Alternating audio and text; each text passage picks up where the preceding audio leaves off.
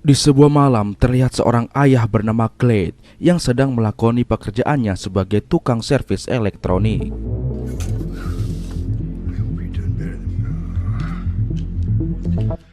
Dan dia ditemani gadis kecilnya yang sedang membuat kalung.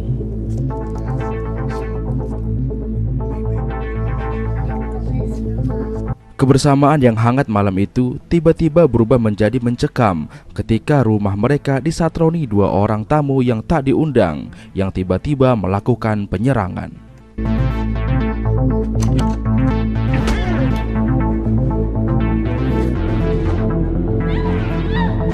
Kedua perampok itu bernama Derby sebagai bos dan Ames sebagai anak buah.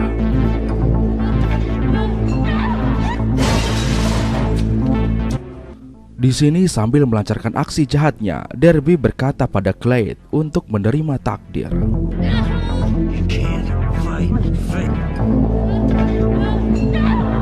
Dan Derby pun semakin menggila melanjutkan aksi kejinya dengan memperkaos istri juga menghabisi anak Clyde yang masih polos. Meskipun sejatinya Ames sang rekannya sudah melarangnya karena menganggap itu berlebihan.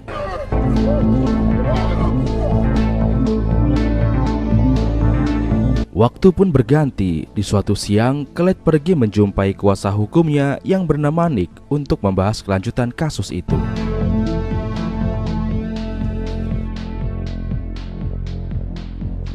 Namun betapa terkejutnya Clyde ketika Nick menjelaskan bahwa Derby memberikan keterangan palsu yang mengatakan bahwa pelaku utama perampasan hidup dan pemerkosaan itu adalah Ames.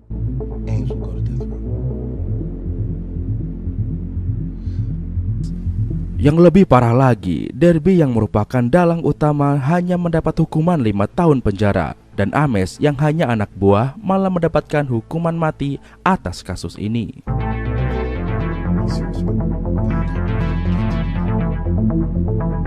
Clyde mencoba memberikan surat DNA dan segala bukti yang dia punya. Namun semua itu sia-sia karena dapat dipastikan jaksa tidak mau menerima semua ini sebagai barang bukti yang kuat.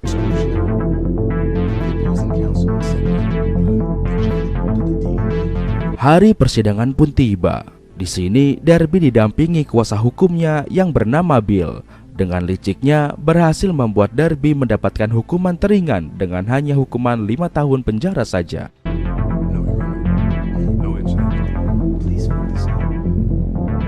Sedangkan rekannya Ames harus menerima nasibnya yang harus menerima hukuman mati dengan terlebih dahulu dimasukkan penjara selama 10 tahun.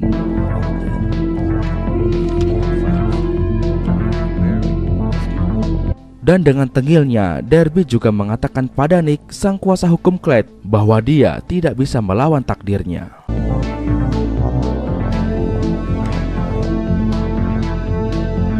Bahkan di depan para media, Derby malah mengajak Nick untuk bersalaman.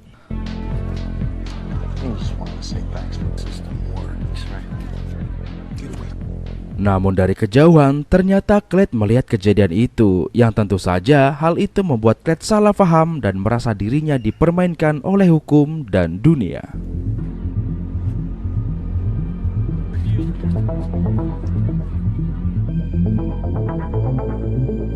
Sepuluh tahun kemudian, tibalah waktunya untuk hukuman eksekusi Ames. Niatnya eksekusi ini merupakan eksekusi tanpa rasa sakit. Namun faktanya, tanpa diduga semua orang yang terlibat dalam eksekusi, Ames malah merasakan sakit yang luar biasa.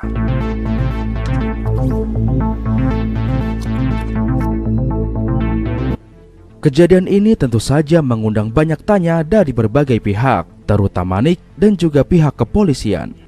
Dan ternyata polisi mendapatkan sebuah penemuan adanya sebuah wadah cairan beracun yang diduga sudah ditukar dengan wadah cairan eksekusi Ames.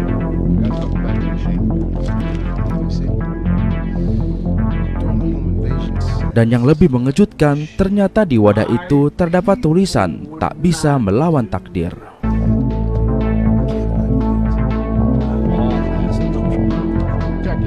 Dan hal itu mengingatkan Nick pada Derby yang pernah melontarkan kata-kata yang sama 10 tahun lalu.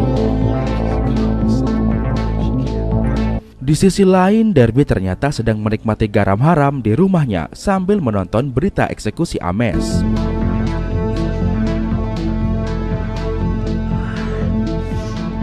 Beberapa saat kemudian, Derby ditelepon oleh seseorang yang tak dikenal, sebut saja Mr. X, yang mengatakan bahwa sebentar lagi akan ada polisi yang datang untuk menangkapnya karena kasus penggunaan garam haram. Derby yang ketakutan pun langsung kabur sambil masih terus berkomunikasi dengan Mr. X. Dalam perjalanannya, Derby mencoba menanyakan siapa Mr. X sebenarnya. Namun Mr. X enggan memberitahu dan hanya berkata ingin menyelamatkan Derby.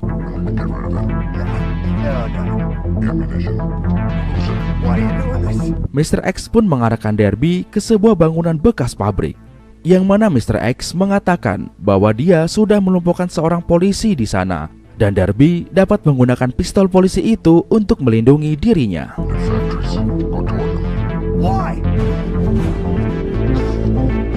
Benar saja, di tempat yang ditunjukkan Mr. X, Derby menjumpai polisi tersebut dan langsung mengambil pistol polisi itu dan menodongkannya, seraya meminta polisi tersebut membawanya pergi dari lokasi tersebut.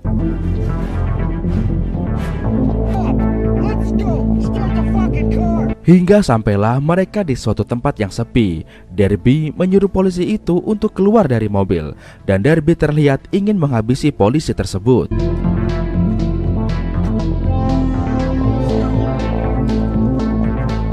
Di sini polisi memohon agar Derby tidak menghabisinya karena polisi tersebut masih punya keluarga untuk dinafkahi.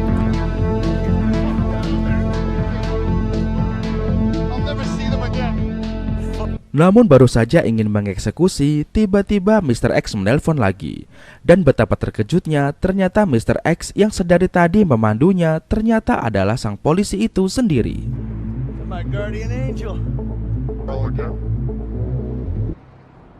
Dan yang lebih mengejutkan lagi, ternyata polisi itu adalah Clyde yang sedang menyamar.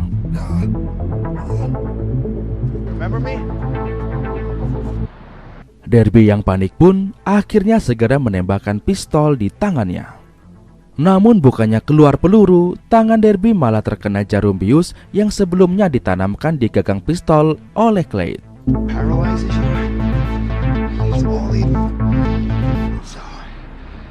Dan ternyata jarum tersebut sudah diolesi dengan sebuah toksin yang akan membuat Derby lumpuh, namun masih bisa merasakan rasa sakit yang mengenai tubuhnya.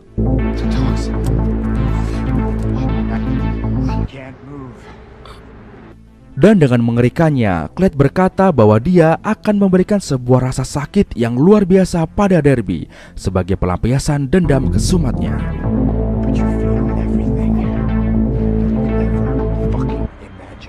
Derby pun dibawa oleh Clyde ke sebuah gudang, dan di sana terlihat Clyde yang dulu baik hati kini sudah berubah menjadi pria yang mengerikan, bahkan cenderung terlihat psikopat.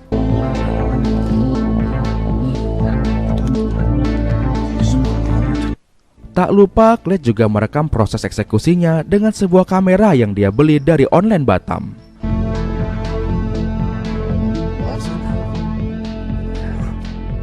Dilengkapi dengan topeng las dan gerenda, Clyde pun memulai eksekusi mengerikan itu.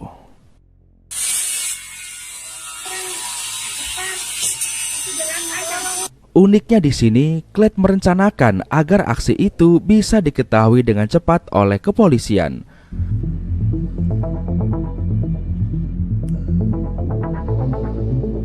Pihak kepolisian pun langsung melakukan penggerebekan dan Clyde pun ditangkap dengan ikhlas.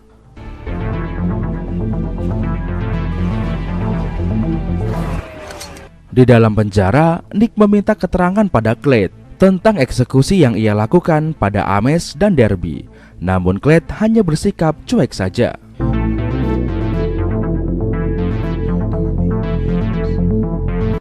Namun tiba-tiba Clyde meminta kasur baru karena dia merasa tempat tidur di selnya sudah tidak nyaman digunakan.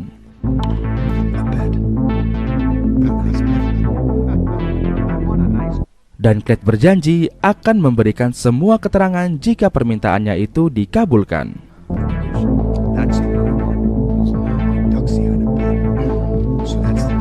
Awalnya tentu saja Nick menolak hal konyol tersebut, tapi setelah mempertimbangkan lagi betapa pentingnya kasus ini, akhirnya Nick pun menyetujuinya.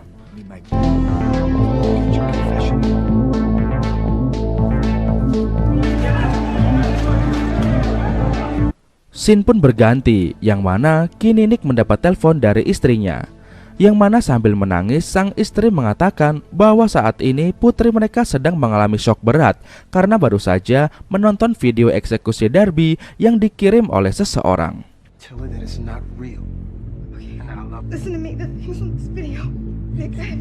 Tibalah waktu persidangan Clyde. Namun mengejutkannya, di sini ternyata Clyde sudah mempelajari seluk-beluk hukum selama 10 tahun ini.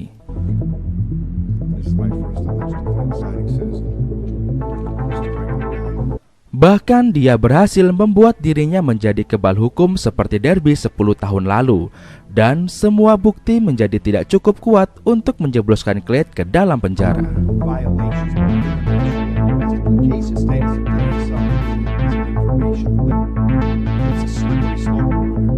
Dengan semua alibi Clyde, seharusnya dia bisa saja dibebaskan. Namun Clyde yang mempunyai rencana lain malah mengakui semua perbuatannya. Dia juga mengeluhkan tentang sistem hukum yang tidak adil.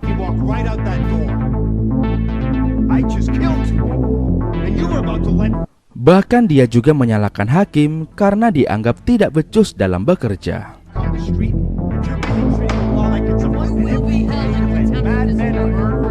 Dan setelah suksesnya Clyde mempermalukan hakim, akhirnya Clyde dinyatakan bersalah dan harus kembali masuk ke dalam sel tahanan.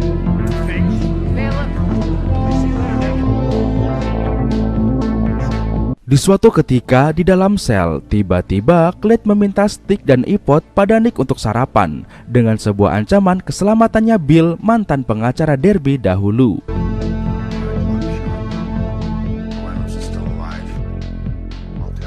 Dan karena takut terjadi apa-apa pada Bill, Nick pun langsung menyetujui hal itu.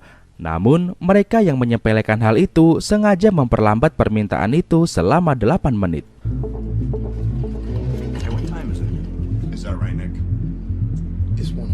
Setelah mendapatkan yang dia inginkan, Clyde pun memberitahu sebuah lokasi pada Nick, dan Nick pun segera bergegas ke sana.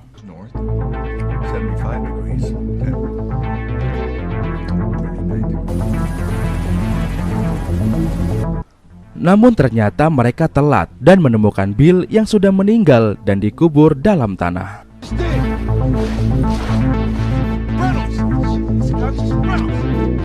Di sana Nick juga menemukan tabung oksigen yang sudah disetting akan habis pada jam 1 siang lewat 15 menit.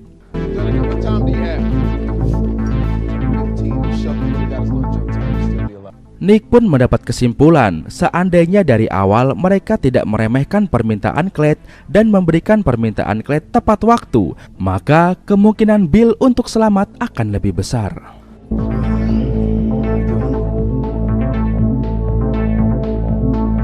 Nick yang menyadari bahwa kasus ini sangatlah rumit akhirnya meminta bantuan teman lainnya yang bernama Jonas, dan mereka mencari tahu tentang latar belakang Clyde.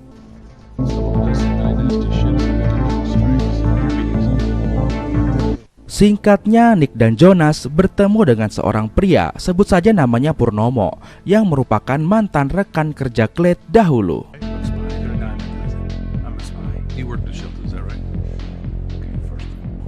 Purnomo menjelaskan bahwa Clyde bukan orang biasa. Kecerdasannya yang luar biasa bahkan bisa membuatnya membunuh tanpa menyentuh. Bahkan dia pernah menghabisi seseorang yang paling sulit dihabisi meski mereka sudah dibekali peralatan yang komplit.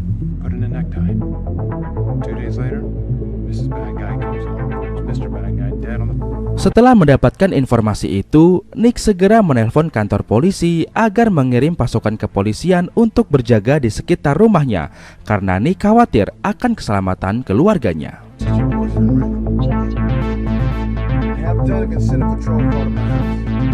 Di suatu waktu, Nick pun melakukan negosiasi dengan Hakim Laura, yang mana Nick ingin ada penambahan hukuman yang lebih berat untuk Clyde. Namun di tengah diskusi itu, tiba-tiba Hakim Laura mendapat sebuah serangan dari ponselnya yang tiba-tiba meledak dan menyebabkan Hakim Laura harus gugur.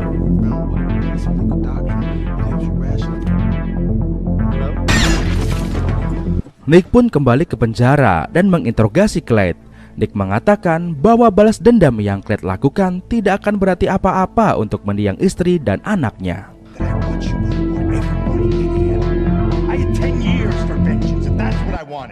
Namun Clyde berkata semua ini dilakukan bukan hanya karena mendiang istri dan anaknya saja, tapi juga agar hukum yang dianggap cacat dan tidak adil bisa diperbaiki lagi.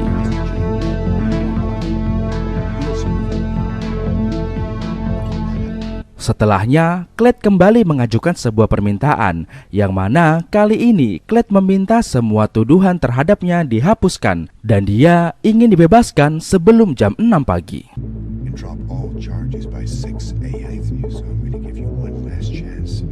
Dan tidak main-main, kali ini Clyde mengancam akan menghabisi semua orang yang ada di sana jika permintaannya tidak dipenuhi.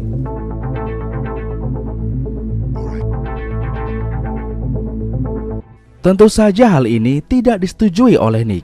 Di sini Nick mengambil tindakan untuk mencegah semua rekannya agar tidak pulang ke rumah masing-masing setidaknya setelah jam 6 pagi.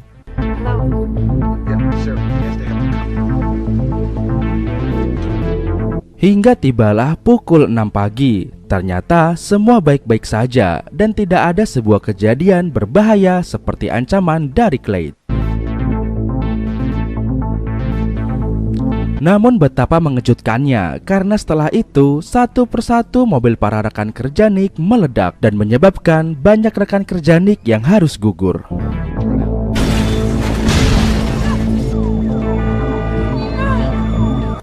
Anehnya saat itu hanya mobil Nick lah yang tidak meledak, karena hanya mobil Nick lah yang tidak dipasangi peledak di tangki minyaknya.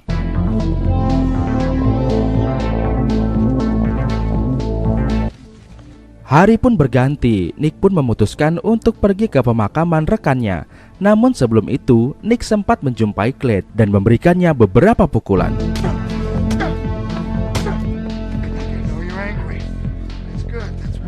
Namun bukannya takut, dengan mengerikannya, Clyde malah masih mengancam akan melakukan hal tersebut pada semua penegak hukum yang tak becus dalam melaksanakan tugas.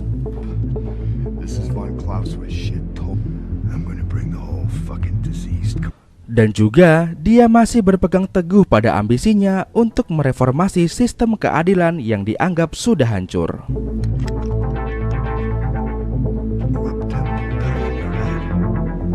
Singkatnya, Nick pun selesai melakukan pemakaman. Namun sepulang dari pemakaman, tiba-tiba mobil rombongan teman Nick yang bernama Jonas mogok.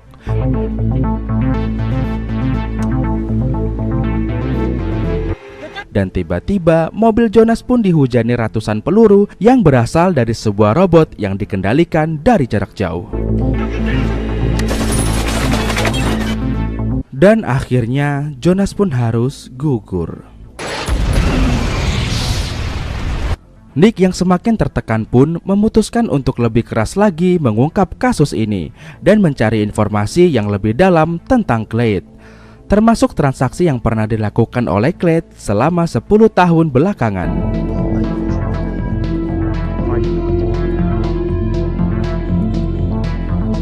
Nick pun menemukan adanya transaksi Clyde yang mencurigakan, yang ternyata digunakan untuk membeli sebuah properti yang letaknya tidak jauh dari penjara.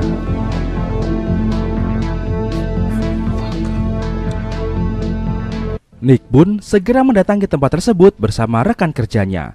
Dan betapa terkejutnya Nick karena di dalam tempat itu dia menemukan banyak sekali peralatan militer yang diduga digunakan Clyde dalam melakukan aksinya.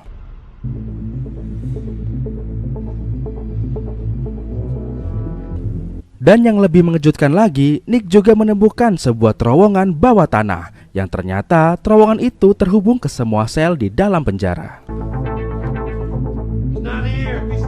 Setelah itu, Nick juga menemukan sebuah schedule yang berisi tentang rencana Clyde selanjutnya, yaitu untuk menghancurkan balai kota.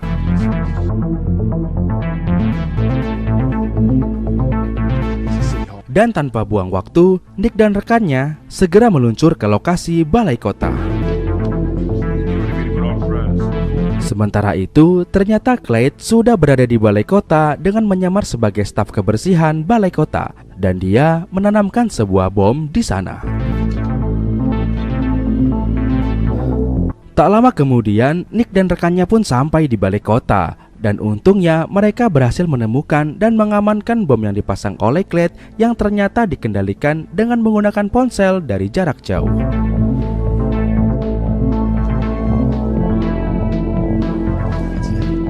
Yang mana bom tersebut akan aktif ketika ponsel itu menerima sebuah panggilan masuk dan akan meledak beberapa detik setelah aktif.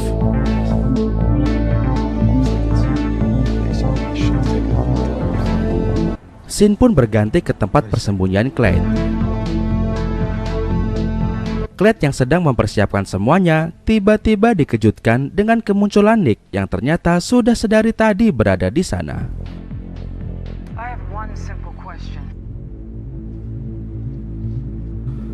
Di sini Nick kembali mencoba menasehati Clyde untuk menyudahi semua ini dan kembali hidup normal seperti dahulu.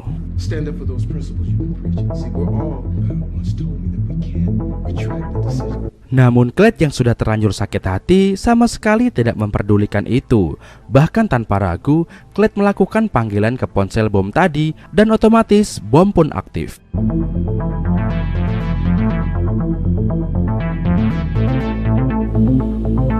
Nick yang mengetahui hal tersebut pun bergegas untuk pergi, dan ternyata bom tersebut sudah dipindahkan Nick ke ruang rahasia Clyde.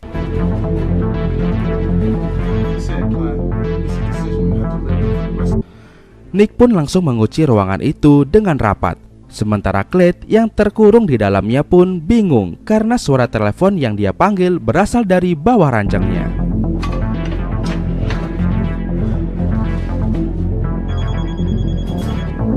Clyde pun hanya bisa pasrah sambil menatap gelang buatan putrinya tercinta.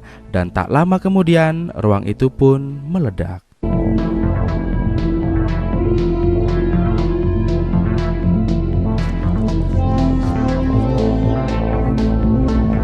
Sementara itu, di luar sana, Nick pun menyadari bahwa semua yang dilakukan oleh Clyde semata untuk mereformasi hukum yang kini sudah rusak dan menegakkan kembali sebuah nilai keadilan. Dan film pun tamat. Keren banget ya. Sekilas gue berpikir kalau orang seperti Clyde ada di Indonesia, kira-kira apa yang akan terjadi ya? Mungkinkah minyak masih langka dan mahal? Oke guys, kira-kira pelajaran apa yang kalian dapat dari film ini? Kasih tau gue di kolom komentar ya. Dan mungkin sampai di sini dulu aja perjumpaan kita kali ini ya. Akhir kata untuk menghemat kuota, sampai jumpa lagi di video sensasi trends berikutnya. Bye bye.